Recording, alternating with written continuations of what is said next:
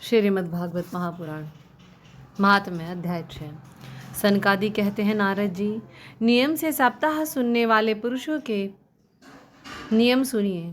विष्णु भक्ति दीक्षा से रहित पुरुष कथा श्रवण का अधिकारी नहीं है।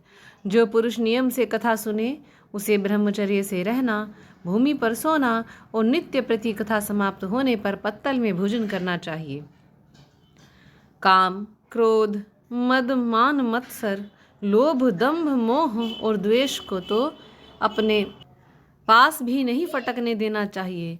वह वेद, वैष्णव, ब्राह्मण, गुरु, गौ सेवक तथा स्त्री, राजा और महापुरुषों की निंदा से भी बचे।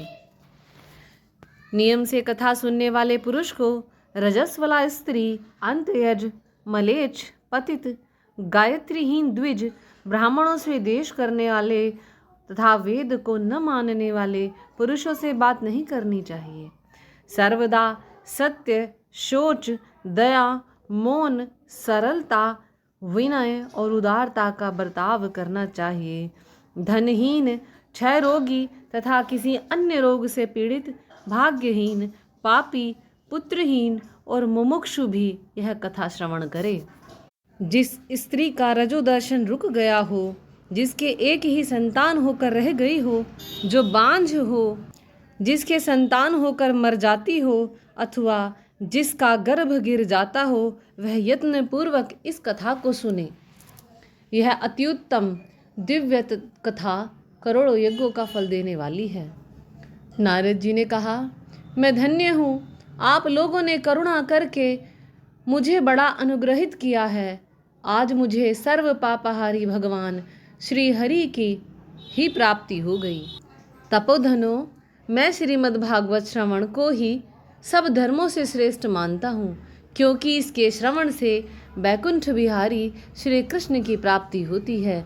सूत जी कहते हैं, शौनक जी, वैष्णव श्रेष्ठ नारद जी यूँ कह ही रहे थे कि वहाँ घूमते फिरते योगेश्वर श्री सुखदेव जी आ गए। 16 वर्ष की सी आयु आत्मलाभ से पूर्ण ज्ञान रूपी महासागर का संवर्धन करने के लिए चंद्रमा के समान वे प्रेम से धीरे धीरे श्रीमद्भागवत का पाठ कर रहे थे। परम तेजस्वी सुखदेव जी को देखकर सारे सभासद खड़े हो गए और उन्हें एक ऊंचे आसन पर बिठाया। फिर देव ऋषि नारद जी ने उनका प्रेम पूर्वक पूजन किया। उन्होंने सुखपूर्वक बैठकर कहा, आप लोग मेरी निर्मल वाणी सुनिए। श्री सुखदेव जी बोले, रसिक एवं भावुक जन, यह श्रीमद्भागवत वेद रूप कल्प वृक्ष का परिपक्व फल है। यह रस ही रस है, इसमें न छिलका है न गुठली। यह इसी लोक में सुलभ है। जब तक शरीर में चेतना रहे तब तक आप इसका बार बार पान करें। महामुनि व्यासदेव ने श्रीमद्भागवत महापुराण की रचना की है। इसमें निष्कपट निष्काम परम धर्म का निरूपण है। इसमें शुद्धांतकरण, सत्पुरुषों के जानने योग्य कल्याणकारी वास्तविक वस्तु का वर्णन है, जिससे तीनों तापों की शांति होती है। इसका आश्रय लेने पर किसी दूसरे साधन की आवश्यकता नहीं रहती। यह भागवत पुराणों का तिलक और वैष्णवों का धन है। इसमें परमहंसों के प्राप्य विशुद्ध ज्ञान का ही वर्णन किया गया है तथा ज्ञान, वैराग्य और भक्ति के सहित निवृत्ति मार्ग को प्रकाशित किया गया है। जो पुरुष भक्ति पूर्वक इसके श्रवण, पठन और मनन में तत्पर रहता है वह मुक्त हो जाता है।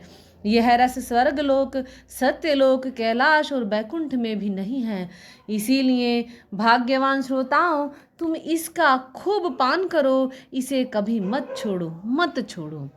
सूत जी कहते हैं, श्री सुखदेव जी इस प्रकार कह ही रहे थे कि उस सभा के बीचों बीच प्रहलाद, बलि, उद्धव और अर्जुन आदि पार्षदों के सहित भगवान साक्षात श्री हरि प्रकट हो गए। तब देवर्षि नारद ने भगवान और उनके भक्तों की यथोचित पूजा की।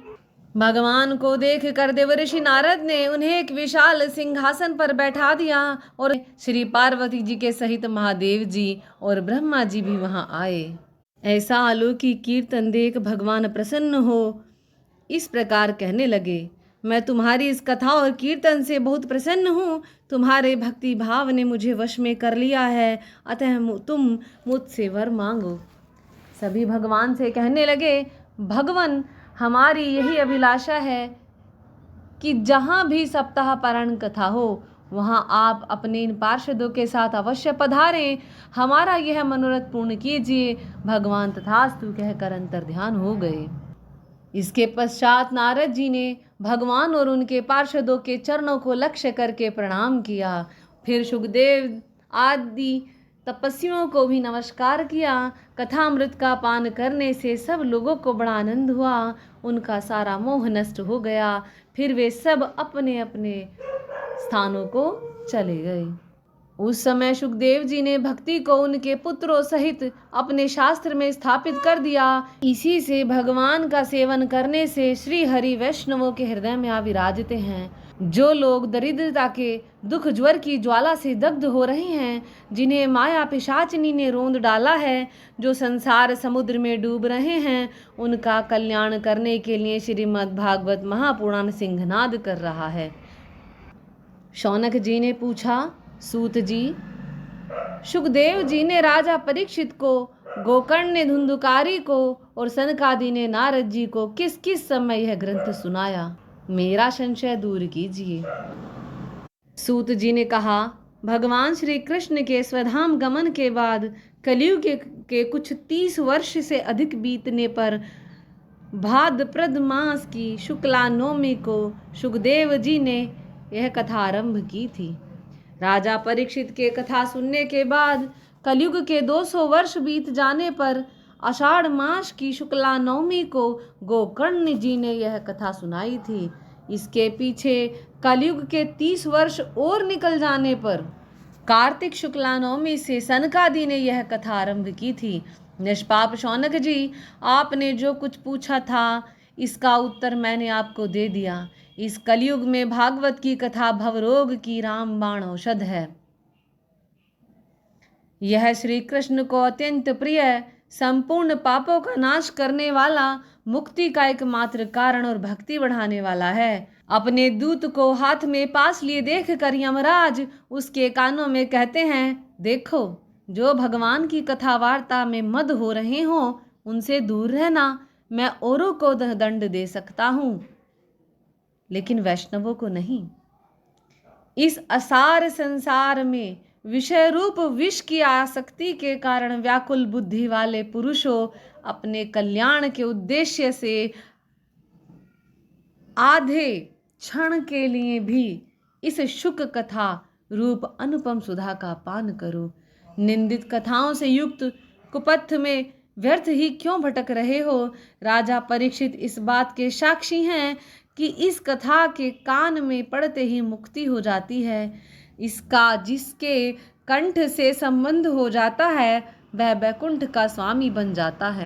शौनक जी, सब शास्त्रों के सिद्धांतों का यही निचोड़ है। संसार में इस शुक शास्त्र से अधिक पवित्र और कोई वस्तु नहीं है। अतः आप लोग परमानंद की प्राप्ति के लिए इस 12 स्कंध रूप रस का पान करें।